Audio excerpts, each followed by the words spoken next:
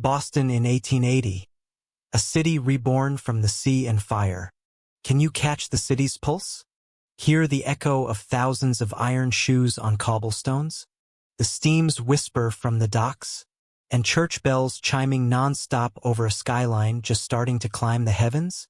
Take a quick breath, close your eyes. If you stood here in Boston's core back in 1880, would you feel the Puritan past's weight? Or would the Gilded Age's buzzing energy sweep you away? Today, using AI's advanced view, we're stepping back to a time when Boston wasn't just historic, but the world's undisputed center. We've recreated this world from glass plate photos, detailed Sanborn maps drawn by hand, and the fading memories of a generation that saw two eras collide. Boston in 1880 is a city struggling with its identity. Geographically, it's a place that literally reshaped nature. We're on land that's tripled in size recently, thanks to giant steam shovels leveling hills to fill the marshes. To our north and east, the Atlantic is packed with sailing ships and the smokestacks of big ocean liners. To our west, a new wealthy area is rising from the mud. Our walk today leads us from the busy, salty wharves, through the tight, hectic financial district streets, past the solemn beauty of the Common, and finally to the bright, European-style streets of Back Bay. It's a trip from old, twisty waterfront Boston to the organized, forward-thinking city of tomorrow. We start our journey at Long Wharf, where the air is heavy with rope, drying fish and coal fumes. Look all around you. The mass of ship masts almost hides the sky. You'll see huge schooners unloading lumber, next to fast steamers carrying silks and spices from distant lands. The granite under your feet is wet from the sea spray, and the noise is an overwhelming mix of dockworkers yelling, chains clanking, and seagulls crying. This wharf, built in 1710, was once North America's longest and busiest, serving as the main route for the goods that made New England rich. In 1880, it's still the city's trading heart, though the old wooden sheds are gradually being replaced by stronger brick buildings. As we watch, Irish immigrants step off a worn-out ship, looking tired but hopeful, as they're checked by customs officers in wool coats. Nearby, a rich trader in a fancy hat argues with a delivery driver about some fine Chinese tea. This spot perfectly captures 19th century global trade. Yet, in less than 100 years, these busy docks will be filled in to make Atlantic Avenue, and the booming sea trade will move further south, leaving these stone piers as peaceful spots for tourists and residents. Leaving the salty air, we head inland, navigating the tight, winding alleys of the financial area. The sun barely reaches the ground here, blocked by tall buildings made of dark granite and red brick. The street is a messy mix of mud and horse droppings, and you have to be careful to dodge the heavy wagons rumbling by. This is old Boston, where streets still follow the old paths of 17th century fields. Just a few years ago, in 1872, a huge fire destroyed much of this part of town, and now, in 1880, the city is rebuilding with even grander, safer Victorian and Italian-style buildings. We stop before the old State House, which survived the fire. It looks surprisingly small next to the new, massive office buildings and banks. You can hear the sound of pens scratching from open windows, and the loud calls of newsboys selling the Boston Evening Transcript. This building was the center of British rule before the Revolution, the site of the Boston Massacre, and now it's a busy place for nearby businesses. It's a strong reminder of the 1700s, in a world rushing toward the 1900s at lightning speed. One day, skyscrapers will tower over it, and America's first subway station will be built right through its basement. But for now, it's the center of this district. Moving west, the narrow streets suddenly open to the huge, green space of the Boston Common. The change in feel is striking. The smell of horse manure is replaced by fresh-cut grass and the sea breeze from the Charles River. In 1880, the Common is more than a park. It's the city's shared backyard. You can still see cows grazing on the edges, a tradition almost over, while ladies in fancy dresses stroll along the paths under a ceiling of large elm trees. The sounds here are gentler. The rustle of fabric, children laughing while playing with hoops, and a dog barking now and then.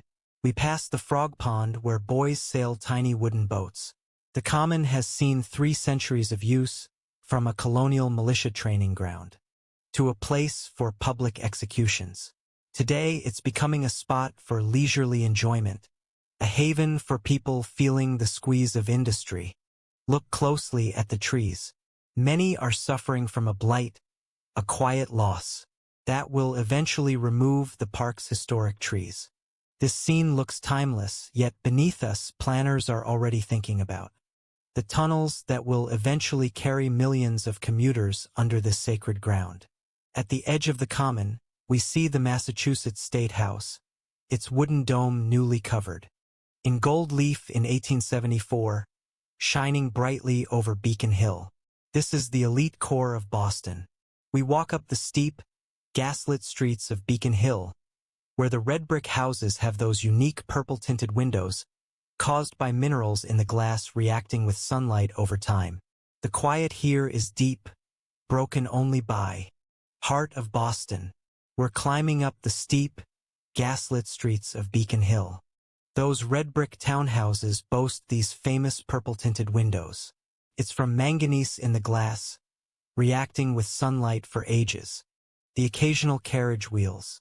This is the neighborhood of the old wealthy families, those who trace their roots to the Mayflower and who view the growing immigrant communities in the North End with a mix of pity and concern. I see a maid in a clean apron scrubbing the marble steps of a grand house, while inside, a library smells of aged leather and tobacco. The silence is total, disturbed only by someone cleaning marble steps. Inside a mansion, a library smells of old leather and tobacco. This hill was once much taller, but its top was removed to create fill for the land we're heading to next. While the rest of the city transforms into a modern hub, Beacon Hill will remain stuck in time, safe in its own wealth and prestige. It became one of the most perfectly preserved historic districts anywhere in America. Now we'll walk down the hill's far side and cross Charles Street, entering a place that didn't even exist 40 years ago, the Back Bay. Stepping onto Commonwealth Avenue, the change is absolutely stunning. No more rambling, muddy lanes from the old town.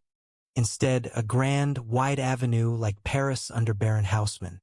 The streets are perfectly straight, named alphabetically. Arlington, Berkeley, Clarendon, Dartmouth.